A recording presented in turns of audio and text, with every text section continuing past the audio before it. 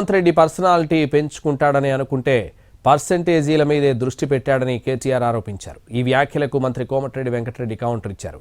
నీ పక్కన ఉన్న ఆయన కంటే 4 ఫీట్లు ఎక్కువే సీఎం రేవంత్ రెడ్డి ఉన్నారని అన్నారు. ఒక వికృతమైన మనస్తత్వం కలిగిన ముఖ్యమంత్రి. నిజంగా నేను అనుకున్నా చిన్న వయసులో ముఖ్యమంత్రి అయిండు, అదృష్టం బాగుంది, మరి పర్సనాలిటీ పెంచుకుంటాడేమో అనుకున్నా. ఎవరు? రేవంత్ రెడ్డి.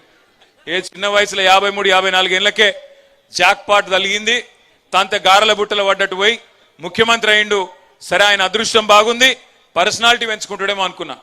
కానీ రేవంత్ రెడ్డి కథ ఎట్లుందంటే పర్సనాలిటీ పెంచుకున్నాడు మీద లేదు ఇంట్రెస్ట్, పర్సెంటేజ్లు పెంచుకున్నాడు మీదనే ఉంది ఆయన కథ అంతా. లక్షల కోట్లు దోసుకొని ఇవాళ కేసీఆర్ మోకాలెత్తులేడు. కేసీఆర్ మోకాలెత్తులేనివాడే కేసీఆర్ని పండబెట్టిన ఫామ్ హౌస్లా ఓడిపోయిన తెల్లారే కాలు ఇరిగిపోయింది. కేసీఆర్ నడుము ముక్కలు ఇరిగిపోయినాయి.